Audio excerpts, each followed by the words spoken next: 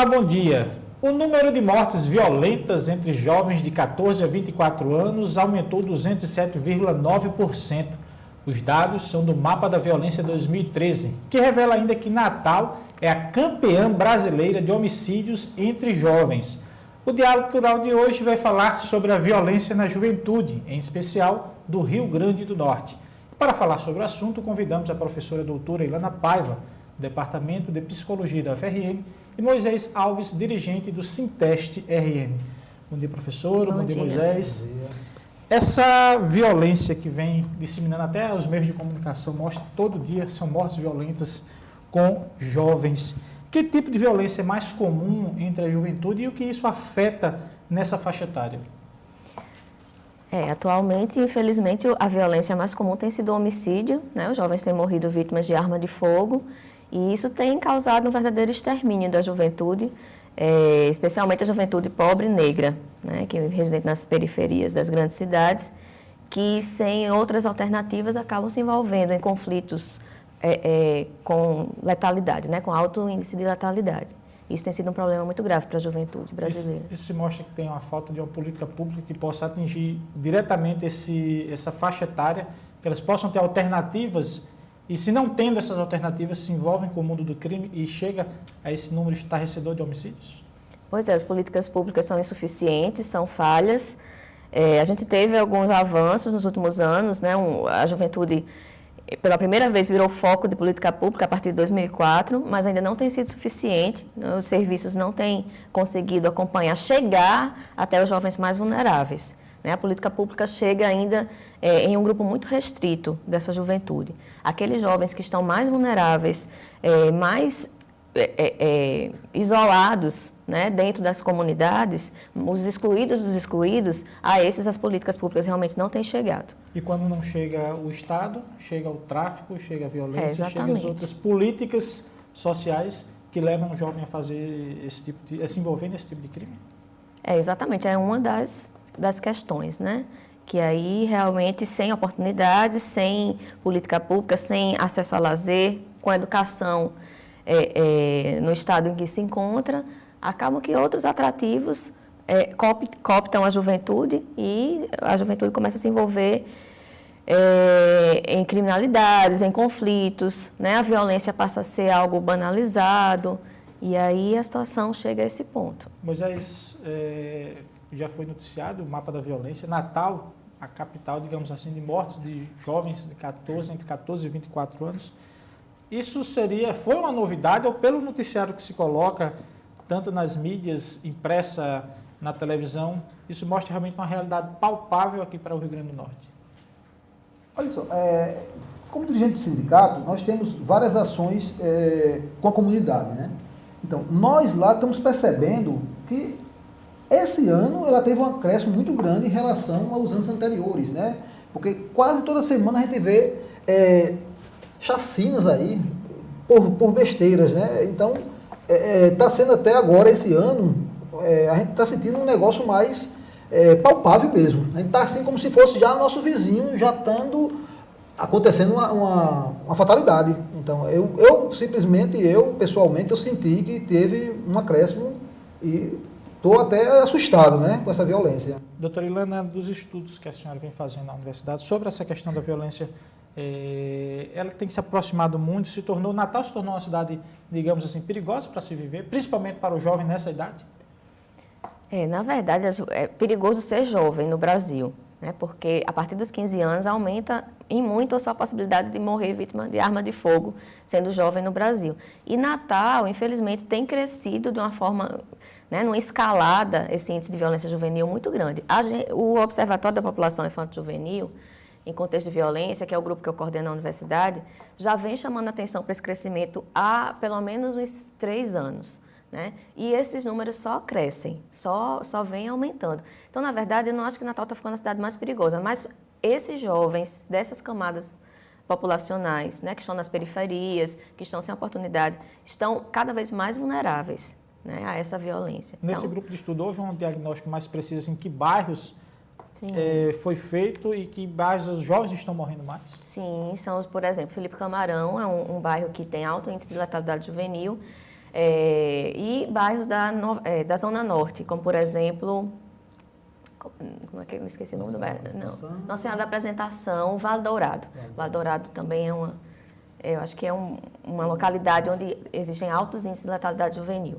Então, bairros da Zona Norte, né, e bairros da Zona Oeste, onde estão concentrados realmente os piores índices, né, de desenvolvimento humano da cidade. E esses dados que o grupo coletou está sendo alertado, foi mostrado à sociedade, digamos assim, aos entes públicos, para que se possa tomar alguma providência para chegar junto nesses bairros, principalmente onde a mortalidade entre os jovens está sendo muito alta? Há uma procura, principalmente do gestor público, nisso ou não? A gente tem tentado fazer esse diálogo com os gestores. É claro que nós temos um limite enquanto academia, né? A gente produz os dados e tenta dialogar, tenta provocar. A gente tem tentado provocar, especialmente no que diz respeito às respostas que o Estado tem dado com relação às políticas públicas juvenis.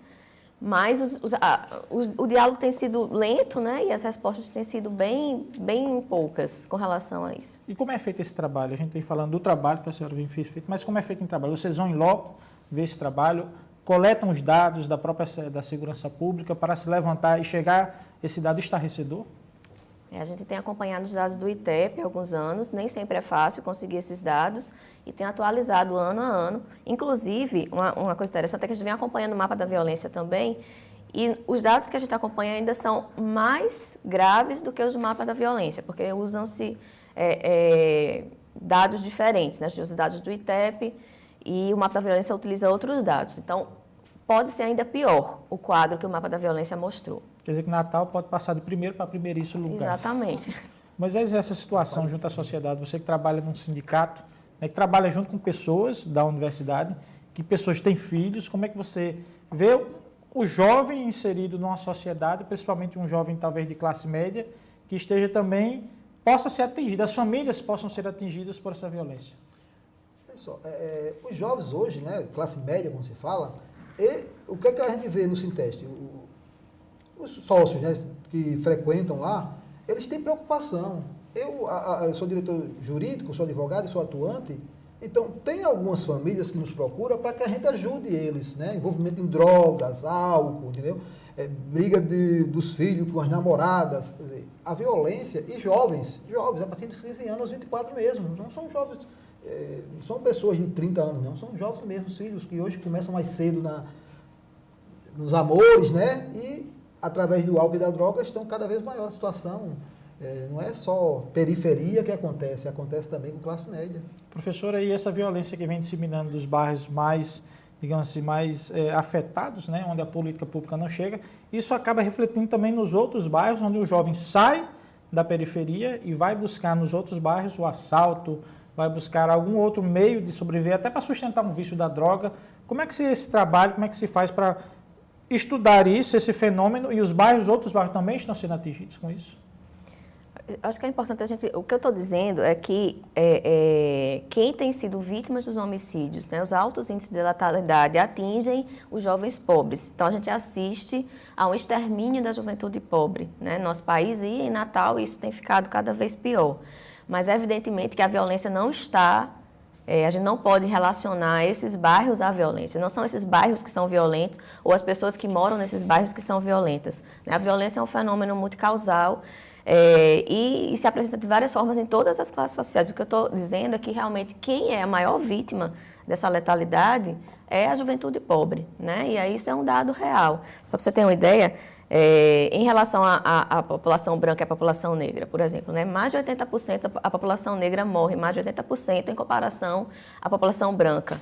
Né? Então, a gente sabe que hoje quem morre é o jovem pobre, negro, que vive na periferia.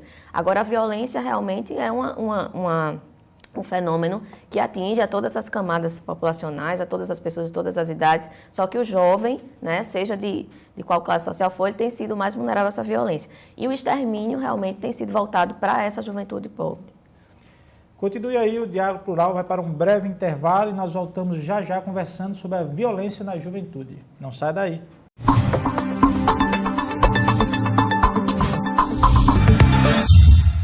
Voltamos com o programa Diálogo Plural, que hoje conversa sobre o mapa da violência juvenil com Ilana Paiva, professora doutora do Departamento de Psicologia do UFRN, e Moisés Alves, dirigente do Sinteste RN. Professora, quais estudos você participa, que você coordena lá na universidade com relação a essa questão da violência?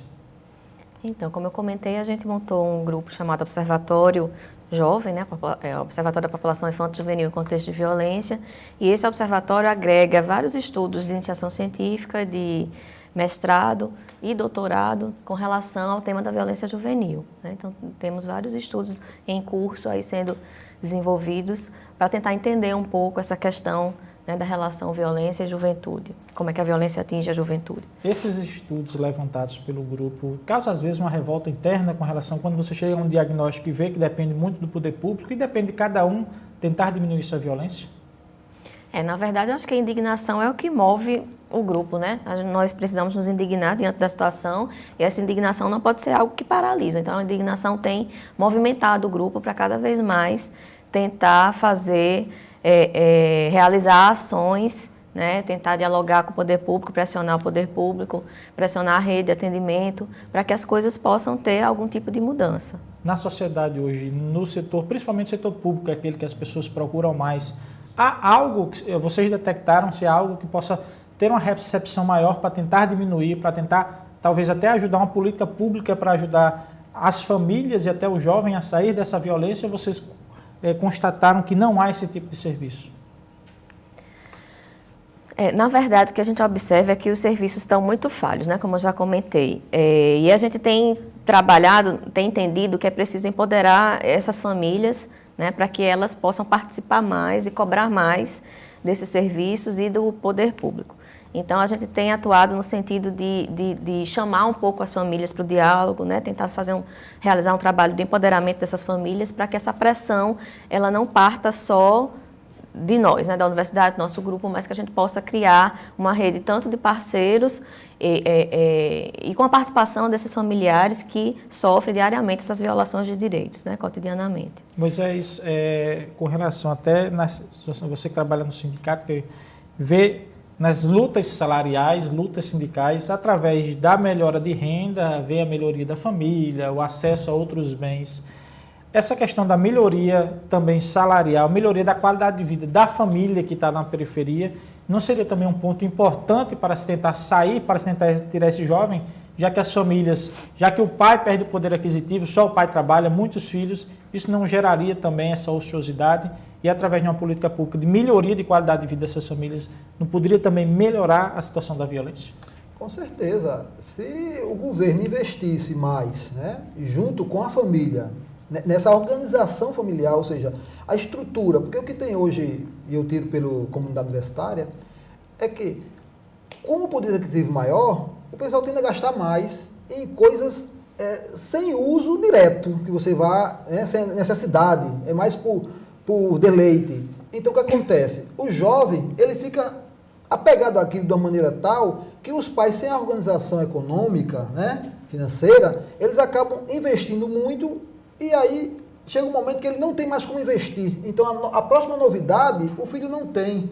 E ele vai procurar na rua. Vai procurar com um vizinho, com alguém que possa lhe passar um furto. Né, ele vai ser receptador de alguém que roubou. Aí começa a violência. Né? Essa pessoa que furtou, ela tem que ter um comprador. Né? Acaba que a idade vai decrescendo, porque está tão fácil você comprar as coisas hoje, né? O crédito está tão aberto, que o adolescente, ele se acha no direito de ter um notebook, né? Aqueles tablets na rua, em toda hora, olhando. Né? Então, essas pessoas estão sendo vítimas de assalto, e vai ao pai pedir outro. E assim vai o ciclo. Né? Isso só ajuda, eu acho assim, né? Que ele só vai fazer com que a violência aumente. Doutora Ilana, a vulnerabilidade do jovem nessa faixa etária que foi colocada, na questão até da psicologia do jovem, da influência, ele é muito mais fácil, ele é muito mais influenciável com outras coisas para que se possa entrar no mundo do crime, para que o traficante possa chegar mais rápido, possa conquistar ele melhor? Como é que é o desenvolvimento psicológico desse adolescente que vem morrendo? É essa influência que está fazendo a cabeça do jovem em buscar esse mundo da violência? Então, como eu também já tinha falado, assim, a violência é um fenômeno muito complexo, né? A gente não pode relacionar apenas a uma causa e efeito. Certamente a gente acha que essa violência ela é a expressão, né, do que a gente chama de uma questão social, da desigualdade que está instalada e todas as suas consequências. É claro que o adolescente, principalmente o adolescente, até completar 18 anos, ele está em fase do que o Estatuto da Criança e do Adolescente chama de condição peculiar de desenvolvimento. Nessa condição peculiar de desenvolvimento, ele ainda não está com o seu desenvolvimento cognitivo, moral, psicológico completo, afetivo, né? Ele está ainda em fase de amadurecimento com relação a todos esses aspectos. E evidentemente que a adolescência, de uma forma geral, ela tem um sentimento de pertencimento, né? Vocês já foram adolescentes, eu também, a gente sabe que a gente precisa pertencer, a gente precisa se sentir aceito, precisa se sentir pertencendo aos grupos e certamente em algumas comunidades esse pertencimento acaba sendo pela via da criminalidade, mas a gente não pode também alegar que essa seria a única causa da violência. Acho que a causa é estrutural mesmo, é uma causa que está ligada à desigualdade, que tem suas inúmeras expressões, inúmeras consequências e que acaba atingindo esse jovem de uma forma mais forte, porque ele, além de estar em processo de desenvolvimento, né, está ainda numa fase de transição, na busca pela sua estabilidade, na busca pela sua oportunidade de emprego, de trabalho, na busca pela sua estabilidade emocional. Então, é uma fase de muita fragilidade em todos esses campos, que o jovem acaba realmente ficando mais vulnerável e, com relação à exposição à violência, ele também fica mais vulnerável a ela. A questão do estatuto, como a senhora bem falou, o estatuto da criança e do adolescente não permitir, e se fala muito na questão da redução da maioridade penal, dos 18 para os 16 anos. É fácil incutir no jovem que ele, diante do estatuto, ele pega somente uma pena socioeducativa de 3 anos, e a gente vê muito, talvez até na imprensa e na televisão, crianças que vão assaltar e dizem que estão fazendo aquilo porque no outro dia eu vou estar solto, e o governo não tem uma estrutura que possa abarcar isso. Essa questão da legislação também é fundamental para que se possa não combater, mas ajudar esses jovens a sair da violência? Esse é um tema muito complexo, né? Porque, na verdade, existe uma falsa difusão da ideia de impunidade do adolescente, que apenas uma medida, na verdade, socioeducativa, ela seria algo muito leve ou que não puniria o adolescente que comete algum tipo de ato infracional. E, na verdade, assim, 3 anos em privação de liberdade é algo que faz uma diferença muito grande na vida do adolescente. Imagina um adolescente que entra aos 15 anos, né, numa instituição de privação de liberdade, sai aos 18, né, passou praticamente toda a sua adolescência privada de liberdade, em uma instituição que não diferencia, infelizmente, de uma penitenciária, né, porque a realidade do sistema socioeducativo é uma realidade que não consegue ser socioeducativa, consegue ser muito mais punitiva, então a punição já existe, né? O que a gente precisa é que o sistema socioeducativo, que está falido, e no estado do Rio Grande do Norte é preciso dizer que está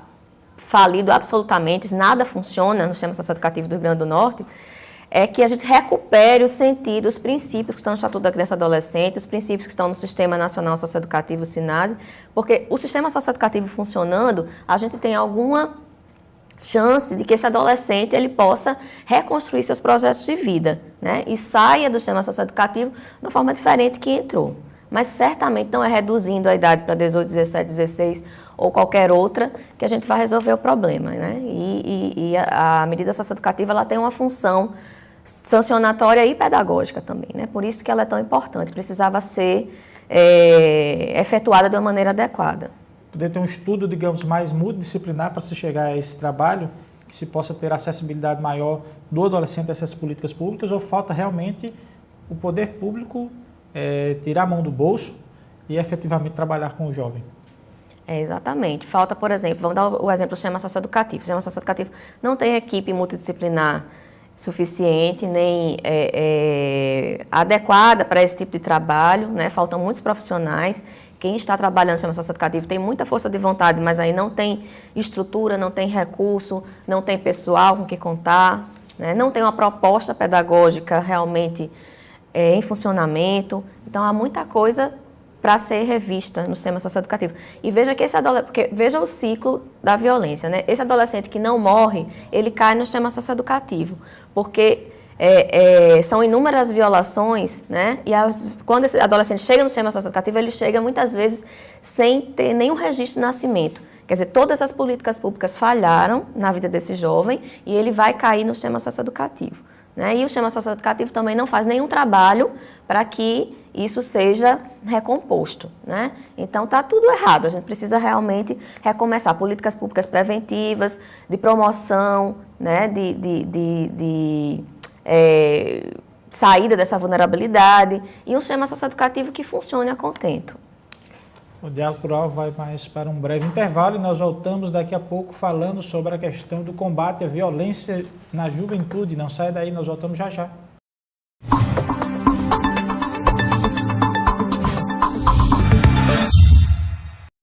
Estamos de volta com o programa Diálogo Plural, que hoje conversa sobre o tema O Mapa da Violência Juvenil com a professora Ilana Paiva, do Departamento de Psicologia, professora doutora do Departamento de Psicologia da UFRN, e Moisés Alves, dirigente do Sinteste RN. Professora, nesse último bloco a gente falou muito sobre a questão da violência e falou um pouquinho até como enfrentar, mas a família seria o foco principal para que se pudesse chegar junto ao poder público para tentar diminuir, tirar esse jovem da violência?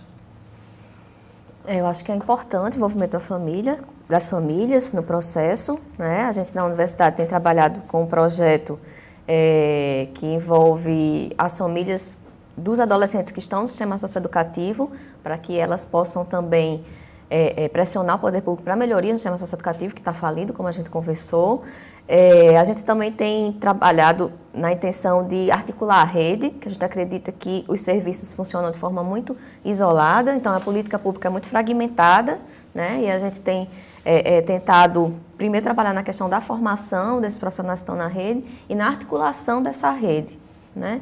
Porque a gente acredita que uma rede mais forte também, dentro daquele território onde a violência juvenil é alta, ela poderia fazer alguma diferença, né? Então, envolvimento e empoderamento das famílias, articulação da rede de atenção, envolvimento mais efetivo dos atores do sistema de garantia de direitos, né? Judiciário, o Ministério Público, a própria universidade, conselhos de direitos. Então, que esses atores também eles consigam conversar, dialogar e também fortalecer essa rede de atendimento e que essa rede de atendimento ela chegue àqueles locais dentro das comunidades onde os jovens estão mais excluídos, né? Que são aqueles jovens, inclusive, que nem a rede quer trabalhar porque ou acha que esses jovens não têm mais jeito, ou eles já estão muito envolvidos na violência e não tem como sair, mas são esses jovens que realmente a política pública precisa chegar até eles, né? E que não está chegando. Professora, esse tema também seria um tema de ser levado a toda a sociedade em si, porque é um tema que atinge essa população mais carente,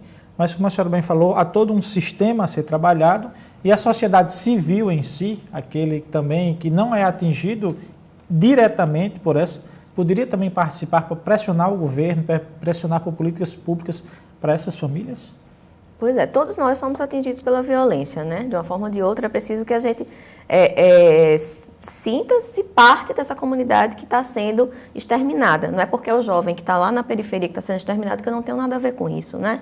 Então, nós todos temos a ver com isso. Eu acho que todos nós devemos lutar por uma sociedade mais digna para todos, né? Mais justa e digna e mais igualitária.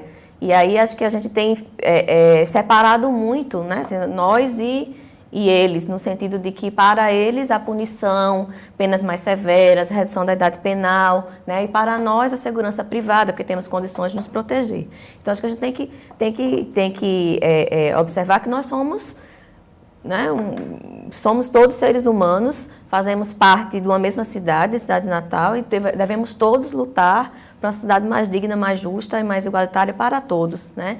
E que essa juventude que está vulnerável, ela realmente possa sair dessa situação de vulnerabilidade e que a gente possa lutar também com mais mãos, né, com relação a esse extermínio da juventude pobre. Moisés, esse mapa da violência que vem trazendo aí, não afeta, digamos assim, somente as famílias, afeta também, digamos assim, a imagem da própria cidade, que é uma cidade turística para todo o país, para o mundo todo, ainda recebe turistas, e um mapa de uma violência colocada como essa, desses extermínios desses jovens, isso até afasta e acaba também atingindo toda uma economia, toda uma sociedade e que está fora desse contexto, mas que acaba atingindo os hotéis, os bares, os restaurantes, porque o turista deixa de vir quando vê estampado na notícia que Natal é uma das cidades onde se mata mais jovem, né, nessa faixa etária, 17 a 24 anos, e que o turista deixa de vir, então afeta também a economia do nosso estado. É verdade, é verdade. O Natal hoje ele está prejudicado, né? O turismo caiu muito, né? A ocupação dos hotéis de Natal caiu muito, justamente por causa disso. Além da violência, tem mais a prostituição, né? Que não deixa de ser uma violência em relação à mulher, né? Que novas, 12, 13 anos, estão na prostituição turística, né? Que tem essa parte. Então, Natal ficou numa situação difícil. Muito difícil, porque o turista hoje ele pensa 2 vezes antes de vir para cá. Ele caiu muito, aumentou a violência, os jovens, e o turista fica com medo porque sabemos, né, que Natal é uma cidade turística e também da prostituição infantil. O pessoal já vem direto. Então, com essa situação da violência de homicídios nos jovens e ligado à droga, o turista ficou preocupado. Então, Natal hoje na economia deu uma queda brusca e a população é quem perde, né? Porque o índice, os valores econômicos que nós estamos hoje, em relação aos 2 anos atrás, nós estamos pagando por causa do turismo, né? E subiu muito a economia. E tudo em relação por causa da falta de organização do governo, que não toma políticas públicas para adequar a situação que nós estamos passando. Essas mobilizações que estão tendo nas ruas, poderia também ter uma mobilização dessa para tentar combater essa violência que vem crescendo dentro dos muros de Natal, dentro do Rio Grande do Norte, que não é uma violência só localizada, né? Natal, digamos assim, é o foco que nasceu. Mas também essa violência também está chegando no interior. Professora, há algum dado do grupo que vem estudando ou somente Natal é o foco? Não, a gente tem trabalhado atualmente numa pesquisa para mapear a violência em todo o estado do Rio Grande do Norte, violência contra criança e adolescente.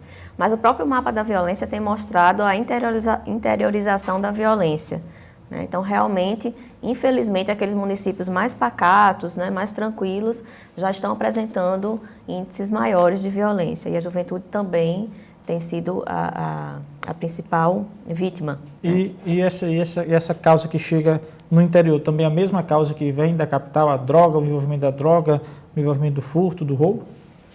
Tem sido bastante relacionada à questão do tráfico, né, das drogas, que realmente tem chegado aos interiores e a violência junto, né? Infelizmente, a questão do crack tem se interiorizado também e os municípios menores têm abarcado aí essa problemática também da violência com relação ao crack. Professora, a gente está chegando ao final do diálogo plural, nós temos mais 30 segundinhos para a senhora falar as suas considerações finais sobre esse nosso tema tão importante. Eu queria agradecer o convite, dizer que é sempre